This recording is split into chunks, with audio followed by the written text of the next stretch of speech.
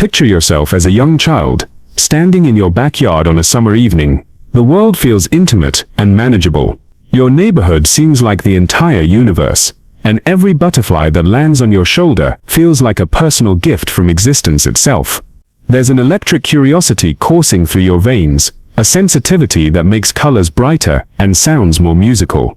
You believe in magic because everything around you feels genuinely magical. Fast forward 20, 30, or 40 years. That same person now sits in traffic, scrolling through their phone at a red light, barely noticing the sunset painting the sky in brilliant oranges and purples. When did the magic disappear? When did the world transform from a playground of infinite possibility into an endless series of obligations, disappointments, and mechanical routines? The truth is, growing up isn't just about gaining height or accumulating responsibilities. It's about watching the world expand exponentially, while your sense of wonder and significance contracts. The universe reveals itself to be vast beyond comprehension, filled with suffering you can't prevent, problems you can't solve, and complexities that make your childhood concerns seem almost laughably simple. This transformation doesn't happen overnight. It's a gradual erosion, like waves slowly wearing away a cliff face.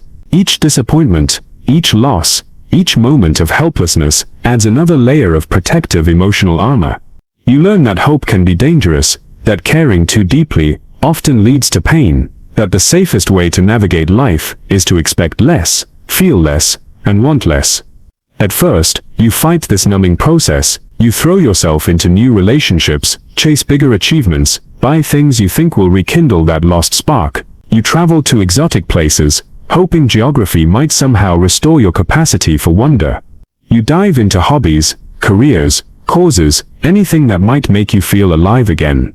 But nothing quite works the way you hoped it would. The victories feel hollow. The adventures feel scripted. Even the moments that should be transformative, falling in love, achieving a long-sought goal, experiencing something you've dreamed about for years, feel muted, as if you're watching your own life through frosted glass. You're present, but not really there, participating, but not truly engaged. Eventually, you stop fighting the numbness, and start accepting it as your new normal. This isn't depression in the clinical sense. You still function, still accomplish things, still maintain relationships. It's more like emotional hibernation. You've learned to operate on autopilot, going through the motions of living while keeping your heart safely locked away from potential harm. This state has its advantages. Admittedly, you're less likely to be devastated by setbacks. Rejection doesn't sting as much. The daily irritations of modern life, traffic jams, rude strangers, political frustrations, barely register on your emotional radar. You've achieved a kind of stability, even if it comes at the cost of genuine excitement or joy. But here's what makes this condition particularly insidious. When you don't feel much pain, you also don't feel much pleasure. When you protect yourself from disappointment, you also shield yourself from delight. The same emotional calluses that prevent suffering also prevent authentic happiness from reaching you. You might recognize this state in the way you respond to good news, with a mild, "that's nice," instead of genuine excitement. Or in how you approach weekends and vacations, as brief respites from routine rather than opportunities for adventure or renewal. Perhaps you notice it in your relationships, where you care about people, but in an abstract, intellectual way, like you're following a script of how caring people behave, rather than feeling it viscerally. Interestingly, this emotional numbing isn't a modern phenomenon or a sign of personal weakness. Ancient philosophers and spiritual traditions have long recognized that some degree of detachment from worldly concerns is not only natural, but potentially beneficial. The Stoics taught that we should focus only on what we can control, essentially, our thoughts and actions, while remaining indifferent to external circumstances. Marcus Aurelius, one of history's most renowned Stoic emperors, wrote extensively about accepting life's difficulties with equanimity. He understood that suffering often comes from our resistance to reality, rather than from reality itself. By cultivating a certain emotional distance from outcomes, we can maintain our peace of mind, regardless of external circumstances. Similarly, Buddhist philosophy suggests that attachment is the root of suffering. The more desperately we cling to people, possessions, or outcomes, the more we set ourselves up for disappointment when those things inevitably change or disappear. Non-attachment, in this context, isn't about not caring, it's about caring without being enslaved by the need for specific results. Even in Western philosophical traditions, thinkers like Arthur Schopenhauer argued that life is fundamentally characterized by suffering, and that the wise person learns to minimize their desires and expectations accordingly. This perspective suggests that a certain amount of emotional detachment isn't pathological, it's adaptive. The problem arises when this protective mechanism becomes our default mode of being. What starts as a reasonable shield against life's inevitable hardships can evolve into a fortress that keeps out everything, including the very experiences that make life worth living. We become so skilled at not being hurt that we forget how to be moved, inspired, or genuinely surprised by beauty. Think of it like developing calluses on your hands. If you're doing manual labor, calluses serve an important protective function. They prevent blisters and allow you to work without constant pain. But if your entire hand becomes calloused, you lose the ability to feel texture, temperature, and the subtle sensations that make touch meaningful. You gain protection, but lose sensitivity. The same thing happens emotionally. We develop psychological calluses to protect ourselves from life's rougher edges, but we can end up so protected that we can't feel life's gentler pleasures either. The very mechanism that keeps us safe also keeps us isolated from authentic human connection and genuine joy. So how do we address this? How do we maintain reasonable emotional protection while still remaining open to life's positive possibilities? The answer isn't simple, and it certainly isn't quick, but it's not impossible either. The first step is recognition, acknowledging that this emotional numbing has occurred and that it's serving a purpose, even if it's no longer the purpose we want it to serve. This isn't about judging ourselves harshly for developing these protective mechanisms. They likely served us well during difficult periods, but like any tool, they can outlive their usefulness. The second step involves gradually and carefully re-exposing ourselves to experiences that might reawaken our capacity for feeling. This doesn't mean throwing caution to the wind or forcing ourselves into situations that feel unsafe. Rather, it means identifying small, manageable ways to practice being more open and present.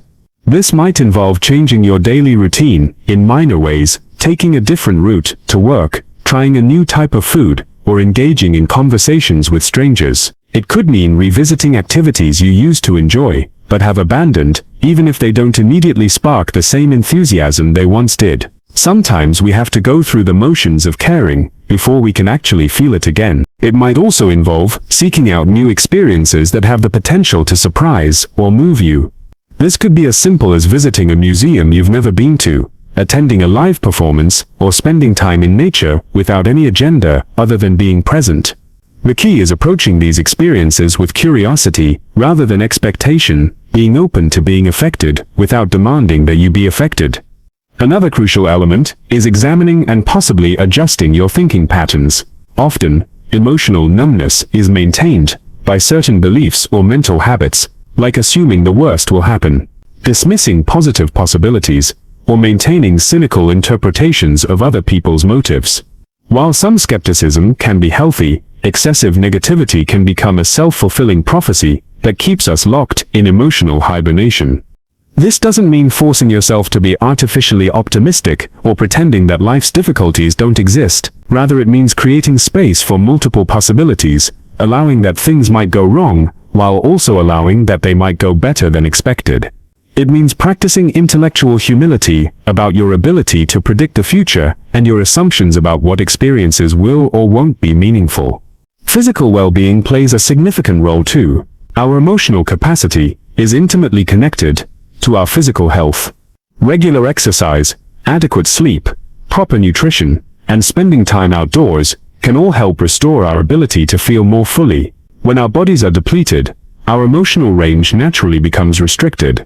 Taking care of your physical foundation creates the conditions for emotional renewal. Relationships are another critical factor. Emotional numbness often goes hand in hand with social isolation, not necessarily because we're alone, but because we're not truly connecting with others, even when they're present. Practicing vulnerability in safe relationships, sharing your actual thoughts and feelings, rather than just going through social motions, can help thaw emotional numbness gradually. This might mean having more honest conversations with close friends or family members, It might mean seeking out new social connections based on shared interests or values. It could involve working with a therapist who can provide a safe space to explore these feelings without judgment. The key is finding ways to practice emotional authenticity in low-stakes situations. It's important to understand that this process isn't linear. There will be setbacks, periods where the numbness returns, and moments when you question whether the effort is worth it. This is normal, and doesn't mean you're failing. Emotional healing, like physical healing, happens in waves. Some days you'll feel more connected and alive, others you'll feel like you're back where you started. The goal isn't to never feel numb again, it's to increase your overall capacity for feeling, and to have more choice about when and how you engage emotionally. One of the most challenging aspects of emerging from emotional numbness is that it requires the very thing that numbness has diminished, the motivation and energy to care about changing. It's like being asked to lift yourself by your own bootstraps.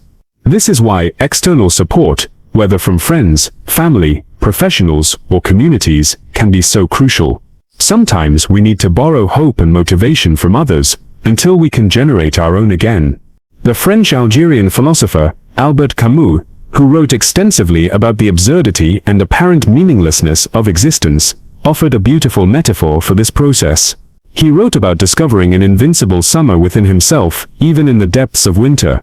This suggests that even when life feels cold, empty, or pointless, there remains within us a core of vitality and warmth that can't be permanently extinguished. This invincible summer isn't something we have to create from nothing, it's something we have to uncover. It's always been there, buried under layers of protection, disappointment, and learned indifference. The work isn't to become someone entirely new, but to reconnect with aspects of ourselves that we've temporarily lost touch with. This process requires patience, especially with ourselves. We live in a culture that promises quick fixes and immediate results, but emotional healing operates on a different timeline.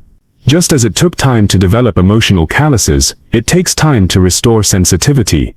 The goal isn't to return to the naive vulnerability of childhood, that wouldn't be healthy or realistic, but to find a mature way of remaining open to life's possibilities while still maintaining reasonable boundaries.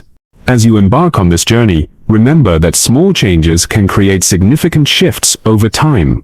You don't need to transform your entire life overnight. Sometimes the most profound changes begin with the subtlest adjustments, paying closer attention to a sunset, really listening when someone speaks to you, allowing yourself to be moved by a piece of music, or simply acknowledging when something genuinely makes you smile. The path from emotional numbness back to feeling is ultimately a path back to being fully human, capable of disappointment, but also capable of joy, vulnerable to pain, but also open to love, aware of life's difficulties, but still able to find meaning and beauty in the midst of it all. It's not an easy journey, but it's one that leads to a richer, more authentic way of being in the world. And perhaps that's enough. Perhaps the knowledge that we carry within us, this invincible summer, this capacity for renewal, growth, and connection, is all we really need to begin again, one small step at a time, toward a life that feels worth living, not just surviving.